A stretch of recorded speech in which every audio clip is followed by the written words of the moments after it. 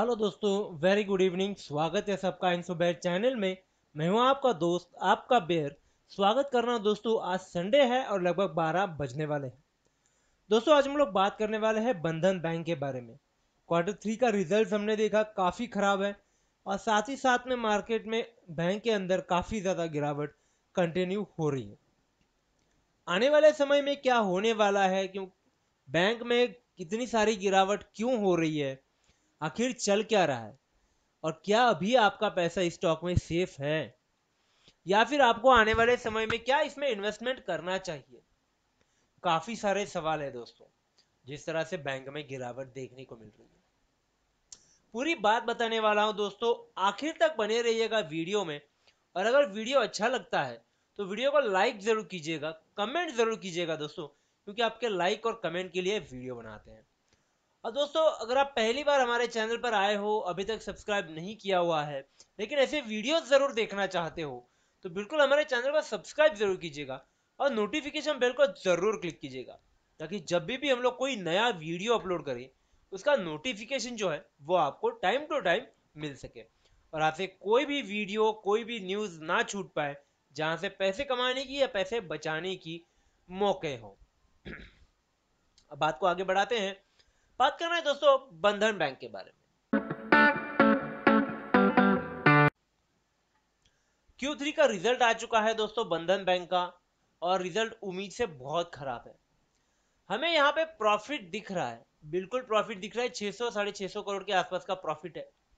But फिर भी ये इनफ नहीं है बैंक को स्टेबलाइज करने में, बैंक की गिरावट रोकने में। स्टॉक वैल्यू लगभग आधी गिर चुकी है। ऐसे कंडीशन में आपको क्या करना चाहिए? पहले तो अपना Q3 के रिजल्ट को प्रॉपरली एनालाइज कर लेते हैं, समझ लेते हैं गलती कहां पे हो रही है और बैंक का स्टॉक गिर क्यों रहा है, जो सबसे इंपॉर्टेंट बात है समझने के लिए। तो मैं लेकर के चलता हूं आपको, पहले न्यूज दिखा देता हूं, फिर हम लोग बात को आगे बढ़ाते हैं। देखिएगा, रजिस्ट्री ऐसी हुई थी कि लगभग 13% से बैंक के प्रॉफिट में जो है गिरावट हुई थी, और उसका सबसे बड़ा रीजन था बैंक के लोन्स और बैंक का जो प्रोविजनिंग पार्ट है वो। बैंक ने प्रॉफिट रजिस्टर्ड किया था लगभग 633 करोड़ का, जो पिछले साल में लगभग 730 करोड़ का था। यहाँ पर लगभग इस रिजल्ट के बाद 5.5% की गिरावट बैंक के स्टॉक में दिखाई दी हुई है।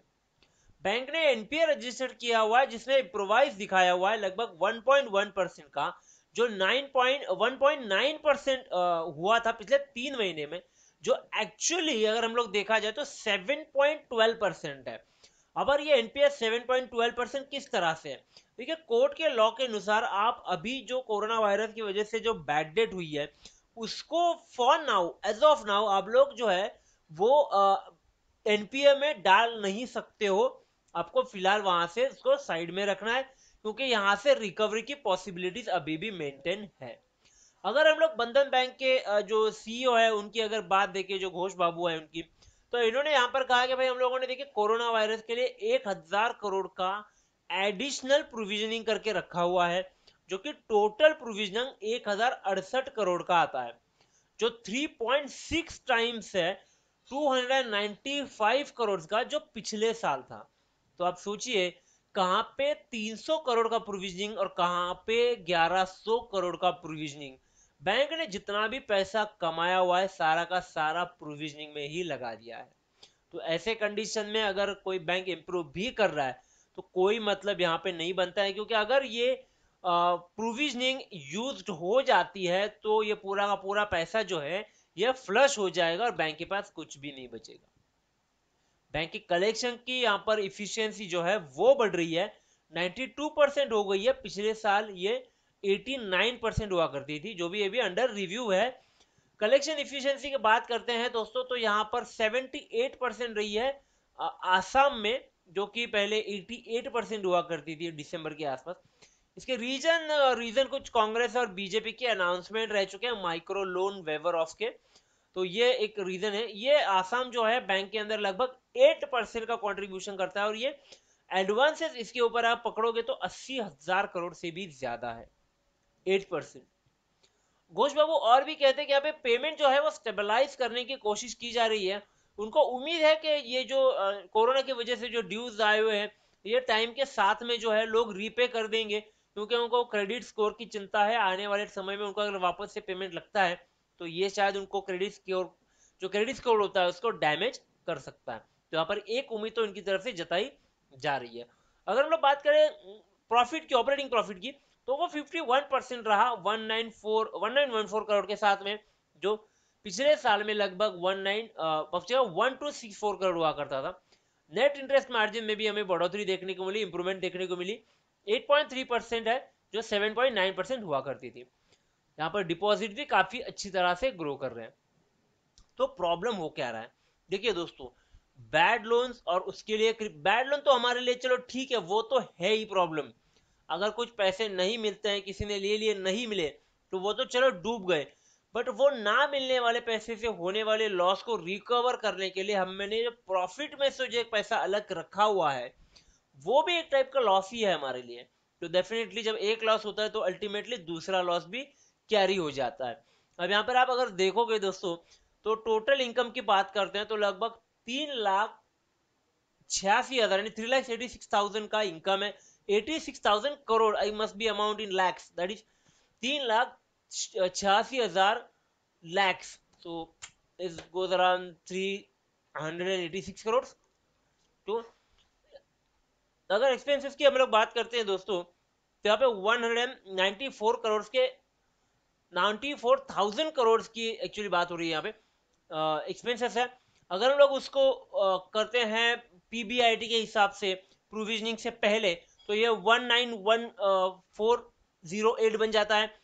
और अगर प्रोविजनिंग हम लोग देखेंगे, जो सबसे बड़ा प्रॉब्लम में जिसकी बात कर रहा था, वो देखिएगा पिछले साल लगभग थी, पिछले क्वार्टर में थी 39,000 करोड़, जो 39,000 लाख, दैट गोज अराउंड, यार ये मेसी हो रहा है तो प्लीज आप समझ लीजिएगा थोड़ा।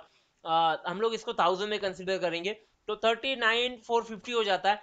और इस साल की अगर प्रोविजनिंग हम लोग देखते हैं तो लगभग 1,06,000 के आसपास की दिखाई देती है, जो अराउंड 60,000 ज्यादा दिखाई देती है, जो बहुत ज्यादा है। और ये जो बहुत ज्यादा है, उसी के वजह से ये जो बहुत ज्यादा वाला प्रॉब्लम है ये आ चुका है।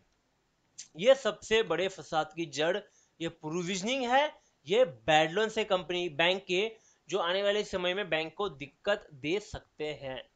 अगर हम लोग आगे चलकर नंबर्स भी देखने बढ़ते हैं दोस्तों एंड को जा करके, तो आप देख सकते हैं पिछले क्वार्टर में 92,000 करोड़ का फिगर था, जो अभी बन के हो चुका है लगभग 63,000 करोड़ के आसपास। तो कितना बड़ा डिफरेंस यहाँ पे क्रिएट होता हुआ हमें दिखाई दे रहा है। वही अगर हम लोग 2 क्वार्टर पीछे चले जाते हैं तो आपको दिखाई देता है लगभग 3 लाख, 2.5 लाख, 2,10,000। और यहाँ पे कंटिन्यूसली गिरावट ही देख रहे हैं। और अब इस क्वार्टर में जो जिस कंडीशन में हम लोग खड़े हैं, वो बहुत बड़ी दिक्कत क्रिएट कर रही है। यहाँ पर नेट प्रॉफिट लगभग आधे से भी आधा हो चुका है। अगर हम लोग 3 लाख की बात करें तो 60,000 इज वे लेस, राइट, काफी कम है। एनपीए अगर आप देख रहे हो दोस्तों, तो ग्रॉस एनपीए लगभग 86,000 के आसपास दिखाई देते हैं। वही हम लोग नेट की बात करें तो लगभग 20,000 के आसपास के एनपीएस हमें यहाँ पर दिखाई देते हैं।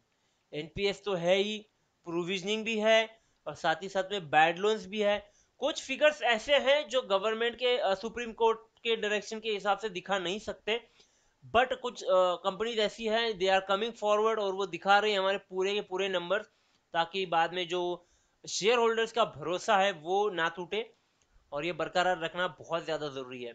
और मेंबर्स की बात आती है दोस्तों, तो लगभग 3,55,55 लाख शेयर जो है वो ट्रेड हुए थे, जिसमें से 1 करोड़ की डिलीवरी उठाई गई है, जो लगभग 30% के आसपास दिखाई देती है। तो एक अच्छी डिलीवरी भी यहाँ पर दिखाई दे रही है।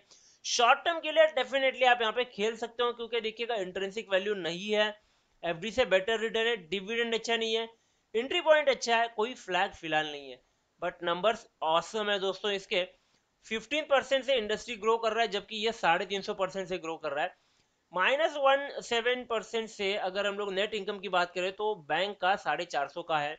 मार्केट शेयर 0 से 2% इमीडिएटली हो गया बैंक का 5 साल में, बहुत ही फास्ट ग्रोथ है। करंट रेशियो की बात करें तो इंडस्ट्री का 11% है, इनका 20% है। और कैश फ्लो की बात करेंगे तो डायरेक्टली फिगर नहीं है, बट कैश इन हैंड जो है वो नेट कैश इन, तो वो लगभग है 2,250 करोड़। फ्री कैश फ्लो आप देख सकते हो 6,378 करोड़ के आसपास का दिखाई दे रहा है। यही अगर हम लोग चार्ट पर देखें तो चार्ट देखिए बहुत मैसी हो रहा है यहाँ पर। तो मैं समझाने की कोशिश कर रहा हूँ, ये काफी ज्यादा टेक्निकल है तो इतने डिटेल में नहीं बताऊंगा, बट आपके लिए जैसे समझे उस तरह से मैं आपको बताऊंगा जरूर। शेयर काफी दोस्तों गिर रहा है, 450 से लेकर आज लगभग 300 के रेंज में पहुंचने वाला है। एमएससीडी ने ऑलरेडी सिग्नल लाइन से नीचे आकर के गिरावट दिखा दी है। ओवरसोल्ड जोन में ऑलरेडी ये शेयर पहुंच चुका है, 24 का प्राइस यहाँ पर आ चुका है। अगर कल आप देख तो एक ट्रेंड लाइन मैंने पर्पल में खींची हुई है, इस बार ये पर्पल लाइन ऑलरेडी टच करना वाला है स्टॉक। अगर ये पॉइंट पर पहुंच जाता है, ऑरेंज लाइन और पर्पल लाइन के सेंटर में ये गिर जाता है, तो यहाँ पर एक बहुत बड़ी पॉसिबिलिटी है रिकवरी दिखने की। तो यहाँ पर एक हल्की सी जो है वो क्वांटिटी आप बाय कर ले, छोटी सी क्वांटिटी बाय करनी है, छोटी सी क्वांटिटी बाय करके रख ले। और अगर ये यहाँ से अप ट्रेंड दिखाई देता है तो ये जो पहली रेड लाइन है इसको क्रॉस करने के बाद आपको अपनी लॉट में एडिशन करना है, लॉट बढ़ाना है। पहला टारगेट हमारा होगा 390 के आसपास का, और फिर it will go up, right. और अगर हम लोग नीचे की गिरावट करते हैं या बात करते हैं, अगर यहाँ से भी गिरावट कंटिन्यू रहती है तो होल्ड करना है 280 तक, और उसके बाद में भी गिरावट कंटिन्यू रहती है तो पोजीशन को स्क्वायर ऑफ कर देना है। जिनका रिस्क एपेटाइट थोड़ा ज्यादा है वो वेट कर सकते हैं 250 तक का, और उसके बाद की गिरावट में कोई भी मेरा भाई है वो वेट नहीं करेगा। पोजीशन स्क्वायर ऑफ करनी है, सीधा सीधा यहां से निकल जाना है। और फिर अगले पोजीशन में क्या होने वाला है, क्या होगा, वो हम लोग उस टाइम पे बात करेंगे। फिलहाल ये जो है ये सिनारियो मंडे से ट्यूसडे तक लिमिटेड रखिएगा। ठीक है दोस्तों, ये था बंधन बैंक, उसका सिनारियो, उसका प्रॉफिट एंड लॉस, उसका प्रोविजनिंग, बैड डेट, चार्ट, क्या करना है, कैसे करना है, सारी बात है। कुछ भी डाउट है, कुछ भी लगे, कुछ भी पूछना है, बिल्कुल टेलीग्राम चैनल से जुड़ करके पूछ सकते हैं, बिल्कुल फ्री है, कोई चार्जेस नहीं है। कमेंट आप बिल्कुल कर सकते हो, वहां पर भी रेगुलर रिप्लाई होता है।